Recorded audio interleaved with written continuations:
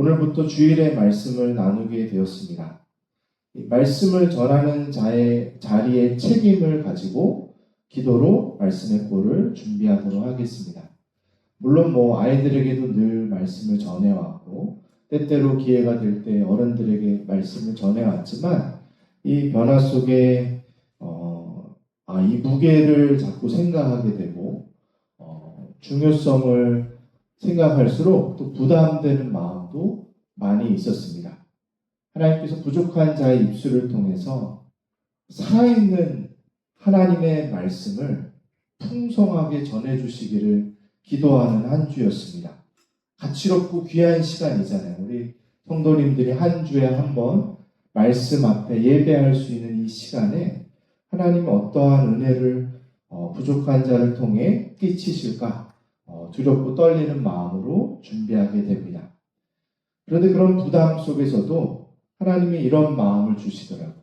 그간 또 저에게 맡겨졌던 많은 역할과 자리와 크게 다르지 않다는 것을 저도 굉장히 다양한 일을 했습니다. 예전에는 식사 준비도 많이 했었고 교회 행정과 재정도 늘 관리해야 됐었고 이 청소도 해야 되고 망가지는 그런 것들도 고쳐야 되고 또 다음 세대 예배도 준비했어야 됐었고 거기에 맞는 활동도 하고 작년부터 이제 아웃리치 우리 괌으로 또 예전에는 라오스로 이번엔 말레이시아로 준비하는 일들이 많이 있습니다. 성경 공부도 준비해야 되고 주 중에 또 더 다채롭습니다. 아침엔 운전기사, 오면 담임 선생님, 때때로 교장 선생님, 또 급식 준비, 수업과 활동들 참 다양한 일들을 해야 합니다. 누군가에게는 제가 하는 일들이 사소해 보일 수도 있을 것 같습니다. 아마 저희 부모님은 좀 가끔 그렇게 생각도 하는 것 같아요. 반복되는 일들 속에 의미를 잃어버리기 쉬운 것 같습니다. 그러다 보면 우리는 인생 속에 기쁨과 목적을 잃어버려지는 일들이라고 여기기 쉬운 것 같습니다. 그런데 저는 저에게 그 전에 맡겨졌었던 그 역할들도 정말 감사하고 즐거웠습니다. 물론 피곤할 때가 있습니다. 제 얼굴을 보면 그렇다고 느껴지지 않았을지도 모르지만 저의 내면 깊은 곳엔 늘 이것에 대한 영광스러움이 있었습니다. 걱정과 근심이 찾아올 때도 있지만 그럼에도 목적과 분명한 뜻이 있었습니다. 가치롭다고 생각했죠. 그래서 기쁘게 감당할 수 있었습니다. 그 과정들을 통해 우리 다음 세대 아이들이 단단히 세워져 가는 것들을 저는 바라볼 수 있었고 교회를 사랑하는 모습, 서로 사랑하는 모습, 그리스도의 제자가 되어가는 것을 보면 하나님이 이루시는 일들에 감사했습니다. 이제 돌봄교회 새로운 변화가 일어나고 있습니다. 저에게는 우리 성도님들에게 다르게 하나님의 말씀을 전해야 한다는 또 다른 큰 책임과 역할이 주어지고 있습니다. 그 역할의 무게를 알기 때문에 부담을 가져야 되는 것도 사실이지만 저에게 주셨던 그 전의 자리와 마찬가지로 감사와 순종으로 채워가려고 합니다. 그래서 하나님께 물으며 고백했습니다. 그렇다면 돌봄의 가족들에게 어떤 하나님의 말씀을 전하면 좋을까요? 목적과 의미에 대한 메시지를 전해야겠다라는 마음을 주셨습니다. 돌봄 공동체로서의 목적과 의미, 한 개개인의 성도로서의 삶의 목적과 의미. 우리가 세상을 바라보고 만나면서 느껴지는 것 중에 하나는 삶의 목적과 의미가 점점 희미해지고 있다는 것입니다. 인생 안에 느끼는 허무함과 불안과 괴로움이 너무 많습니다. 목적과 의미는 아예 잊어버리고 또 반대급부로 그저 즐거운 삶을 추구하며 사는 모습도 많이 보게 됩니다. 목적과 의미를 잃은 이 세상 속에서 하나님의 말씀은 분명한 답을 제시합니다. 오늘 말씀의 핵심은 이것입니다. 앞으로 한동안 이것일 것입니다. 하나님 없이 살아가는 모든 삶은 결국 헛되지만 하나님 안에서만 우리의 삶은 의미가 있고 목적이 생깁니다. 우리의 삶은 우리가 세상을 어떻게 이해하고 바라보는지 이 생각과 사고의 틀에서 시작합니다.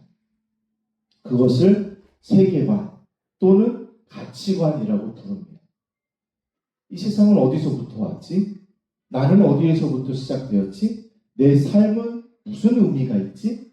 우리에게 중요한 것은 무엇이지? 나의 오늘 하루의 목적은 무엇일까? 이러한 것에 대한 답이 세계관입니다. 우리는 잘 인지하지 못하고 있을지도 모르지만 우리는 각자가 아주 확고한 신념에 살아갑니다. 대학교 때 한 교수님께서 자신의 경험을 이야기해 준 적이 있습니다. 이분은 아직 중국이 우리나라와 이렇게 교류가 잘 없을 때 중국에서 유학을 할 기회가 있어 가셨던 분입니다. 그런데 중국에 가서 그 공산권의 국가에서 그들의 사상과 문화 앞에 자기가 노출이 되니까 자기가 그렇게까지 이 자유에 대한 것과 우리나라의 이 문화와 이 가치관들의 수호자였는지 몰랐다는 거예요.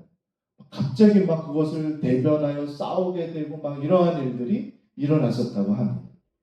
뭐 반대로 탈북하신 분들은 그곳에서의 세계관과 가치관에 물들어 있다가 이 자유의 땅에 와서는 굉장히 적응하는데 많은 어려움들을 보이기도 합니다. 우리는 우리의 세계관이 익숙하기 때문에 다른 세계관을 만날 때에야만 나의 세계관을 조금 더 분명하게 깨닫게 될지도 모릅니다. 그것이 나에게 얼마나 깊게 뿌리 내려져 있고 나의 삶의 행동 양식을 결정하고 있는지를 알게 될 것입니다. 우리가 가진 이 사고와 생각은 다양한 역사와 문화와 배경을 가지고 있습니다. 그래서 단순히 디즈니 영화 하나를 봐도 우리는 세계관에 노출되고 있는 것입니다. 거기서 전하고 있는 메시지들이 그 세계관들이 자연스레 전달되어지고 어느 정도 스며들게 됩니다. 그 사고와 세계관이 우리 삶의 방향성을 결정해 줍니다. 우리의 삶을 만들어갑니다. 그 세계관 중에 우리가 유념해 보아야 할 것은 아주 많은 세계관들이 하나님을 배제시키려고 발전되어 왔다는 것입니다. 하나님은 없어라는 것을 전제하고 그것을 퍼뜨리기 위해서 많은 세계관들은 역사 속에 발전되어져서 수많은 문화의 모습을 띄어 우리에게 스며들어져 오고 있습니다. 세상을 이해함에 있어서 하나님을 고려하지 않고 싶어 했고 분명한 의도를 가지고 지원해 와서 그것들이 이 땅에서의 상식이 되어서 우리에게 전달되어집니다. 그런 세상의 문화와 생각에 대해 성경은 분명하게 진단합니다. 그것이 바로 전도서 전체의 내용입니다. 전도서 전체에 38번이나 반복되는 단어가 있습니다. 바로 헛되다라는 말입니다. 한번 1장 2절 3절 같이 읽어볼까요? 시작. 전도자가 이르되 헛되고 헛되며 헛되고 헛되니 모든 것이 헛되도다. 해 아래에서 수고하는 모든 수고가 사람에게 무엇이 유익한가? 세상의 모든 것이 헛되다라고 성경은 말합니다. 세상의 많은 것을 누려보았던 이 전도자가 아무리 살펴보아도 이것도 헛되네? 이것도 경험해 보았는데 저것도 헛되네? 모든 것이 헛되다라고 말합니다. 이 헛되다라는 단어가 히브리어로 헤벨이라고 되어 있습니다. 헤벨이라는 단어는 원래 원어적 의미 안에는 순결, 안개 이런 뜻들이 담겨져 있습니다. 세상의 모든 것들이 일시적이고 휘발성이 강하며 결과도 없고 목적도 없고 의미도 없고 영원한 기쁨도 없기에 허무하다는 것입니다. 잡으려고 해서 잡아봤더니 움켜쥐었더니 열어보니 그것은 숨결과 같이 사라져 있습니다. 그것을 12장의 내용까지 아주 구체적이고 철저하게 무엇이 헛된지를 다 이야기합니다. 이걸 읽으면 허무주의에 빠지려고 그렇게 쓴 것이 아닙니다. 좀 더 정확하게 표현하자면 하나님을 부정하는 모든 세상의 관점은 결국 허무하다는 것입니다. 창조주를 부정하고 이 세상을 이해하니까 만드신 분이 없다고 하고 만드신 세상을 이해하려고 하니까 그 인생의 끝은 바람을 잡는 것과 같은 것입니다. 해 아래 모든 것이 무엇이 유익하냐라고 문제 제기합니다. 한번 현대사회를 살펴보십시오. 뉴스를 보면 사람들 사는 이야기를 들어보면 자신의 삶의 진정한 의미를 찾지 못합니다. 실제로 TV에 나오는 진화론자들은 이 땅에 딱히 의미는 없어요 라고 얘기합니다. 그죠? 그냥 되어진 세상을 살고 있는 것이죠. 매일의 반복되는 일상에서 그 세계관은 가치로움을 전할 수가 없고, 그래서 나와 가족들과 친구들과 공동체의 목적과 가치로움을 인식하지 못합니다. 그러니 부부가 서로 귀한 줄 어떻게 알겠습니까? 결혼하면 이 땅의 반은 헤어지는 세상에 우리는 살고 있지 않습니까? 나의 삶의 목적과 가치로움을 모르니 스스로 생을 끊는 일이 비일비재하고 자기를 파괴하는 중독과 마약과 쾌락주의도 팽배해져 갑니다. 직장 생활은 무의미하게 쳇바퀴처럼 굴러가고 가족들과의 시간도 괴롭기만 합니다. 이 고도화된 사회가 진정 사람들에게 삶의 의미를 분명하게 전달하고 있을까요? 실패했습니다. 고등학생들이 내신이 9등급이었다가 5등급으로 최근에 바뀌었습니다. 그래서 내신을 정말 어렵사리 지켜가면서 공부하다가 한번 삐끗하고 실수하면 이 아이들이 자기 인생을 망쳤다고 생각합니다. 우울증에 빠지고 자살을 하거나 아니면 그냥 다 놔버리는 선택을 하게 됩니다. 이게 무슨 진보화된 교육입니까? 이 세상이 가르치는 가치로움은 도대체 어디 있습니까? 우리는 이 세상의 허무함을 다각도로 살펴보려고 합니다. 분별하기 위한 것입니다.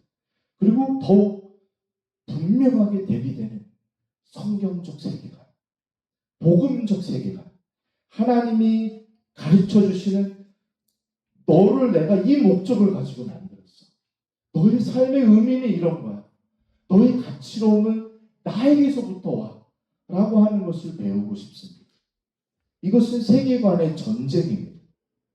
인간의 존엄과 가치를 무너뜨리려고 하는 인본주의적 세계관의 공격들 가운데 나를 지키고 공동체를 지키는 하나님 나라의 세계관을 세워가는 것입니다.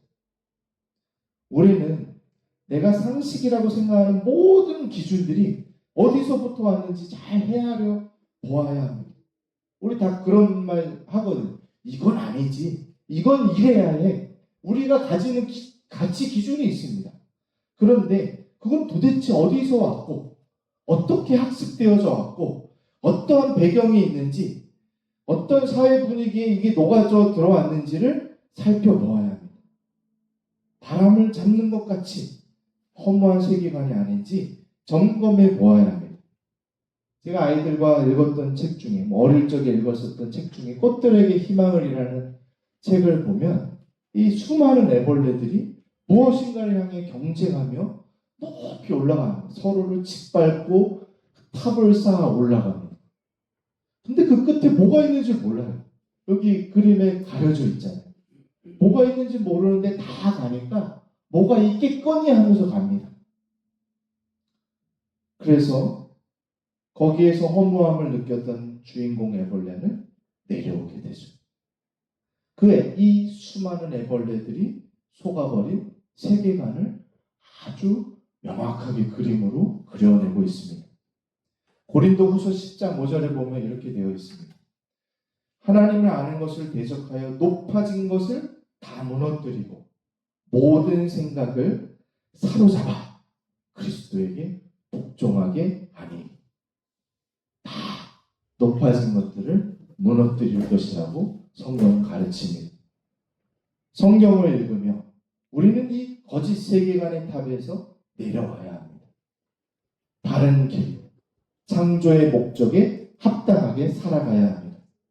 이 세상을 만드시고 우리를 만드신 분의 뜻 안에서 우리의 삶의 진정한 목적과 의미가 회복되지 않겠습니까? 전도서 1장 1절은 이렇게 시작합니다. 다윗의 아들 예루살렘의 왕 전도자의 말씀이라. 우리는 이 전도서를 솔로몬이 썼다고 생각합니다. 그런데 스스로를 가장 강조하여 스스로를 소개하는 말은 전도자의 말씀입니다. 도를 전하는 것. 도를 믿습니까? 이런 거 아닙니다. 우리는 많은 용어들을 이상한 데 많이 빼앗겨 버렸습니다. 무슨 무지개는 하나님의 언약의 상징이었는데 정말 하여튼 뭐 그런 거 앞으로 많이 얘기해 봅시다. 그 도를 전하는 것. 우리가 세상을 어떻게 이해하고 어떤 것에 가치를 두고 어디에서 의미를 찾을 것인가. 영원한 가치에 대하여 전하여 줄 것이라고 하며 스스로를 전도자라고 말합니다.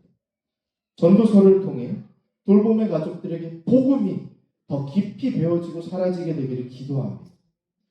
복음의 가치관이 돌봄의 가족들에게 부장되었을 때 분명한 삶의 목적과 의미를 발견하게 되기를 바랍니다. 우리 대부분의 돌봄 가족이 40대 중년이 되어가면서 이제 하던 사회생활도 10년, 20년 해왔고 우리 아이들도 이제 많이 커서 도대체 예전 같지가 않습니다. 몸도 마음도 자꾸 지치고 허망함이 찾아올 때가 많이 있을 때가 되어서 갑니다. 그러나 40대든 50대든 60대든 목적이 있는 인생, 의미가 있는 인생은 견고할 것입니다. 꺾이지 않는 바울의 고백을 한번 들어보십시오. 바울은 이렇게 말합니다. 나의 간절한 기대와 희망은 내가 아무 일에도 부끄러움을 당하지 않고 온전히 담대해져서 살든지 죽든지 전과 같이 지금도 내 몸에서 그리스도께서 존귀함을 받으시라는 것입니다.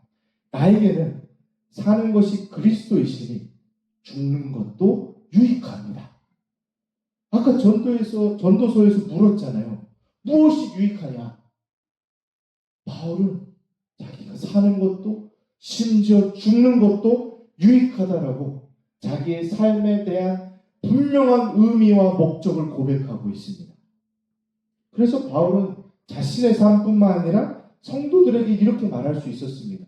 우리 같이 한번 읽어볼까요? 고린도전서 15장 58절입니다. 시작! 그러므로 내 사랑하는 형제들아 견실하며 흔들리지 말고 항상 주의 일에 더욱 힘쓰는 자들이 되라. 이는 너희 수고가 주 안에서 헛되지 않은 줄 알미라. 이렇게 복된 세계관이 어디 있습니까? 수고하십시오. 헛되지 않을 것입니다. 여러분들의 삶의 노고, 어려움, 오늘 감당해야 되는 그 쳇바퀴 같은 삶 헛되지 않습니다. 의미 있습니다. 가치롭습니다를 전해줄 수 있는 세계관을 우리는 성경을 통해 분명히 해야 합니다. 오늘 전도서 말씀에 대한 이 첫 시간으로 한 가지만 분명히 기억하고 가시면 좋을 것 같습니다. 성경이 가르치는 세계관이 아니라면 하나님을 부정하는 그 어떤 세계관에도 목적과 의미는 담겨져 있지 않습니다. 해 아래 모든 것은 헛됩니다. 그 구체적인 내용들을 전도서를 묵상하며 좀 이야기해보려 합니다. 인본주의에 물들어져 있는 그 허무함들이 무엇인지. 이번 한 주 내가 정말 소중하게 중요하게 생각하는 가치가 무엇인지 한번 점검해 보십시오. 나는 무엇을 위해 달려가고 있는가? 얼마 전 부모학교 측에 이런 문구가 있었습니다. 모든 부모에게 엄마 아빠가 어디에 가장 열정이 있는 것 같으냐? 라는 아주 통찰력 있는 질문을 자녀들에게 던질 것을 권한다. 무서운 말입니다. 우리 아이들은 우리 인생을 보면 다 무엇을 위해 살고 있는지. 아직 어리면 좀 엉뚱한 소리를 할 수도 있죠. 뭐 아빠 먹는 걸 좋아해. 그러나 우리의 인생이 정말 무엇을 향해 달려가고 있는지를 스스로 한번 질문해 보십시오. 그리고 그것이 어디에서부터 온 세계관일까를 꼭 점검해 보십시오. 나의 세계관 속에 진정한 삶의 의미와 목적이 건강한지, 있는지, 여러분들의 삶을 의미롭게 바라보시는지, 가치롭게 바라보시는지, 기쁨이 살아있는지 한번 생각해보고 고민하는 한 주가 되기를 주님의 이름으로 축복드립니다. 우리 아침에 불렀던 찬양 중에 이 찬양을 하자고 제가 부탁했습니다. 아주 먼 옛날 하늘에서는 당신을 향한 계획이 있었죠. 이 세상 그 무엇보다 귀하게 나의 손으로 너를 창조하였노라. 이 가치관들을 전도서를 통해 창조주를 기억하는 우리 모든 돌봄의 가족들이 되기를 간절히 기도합니다.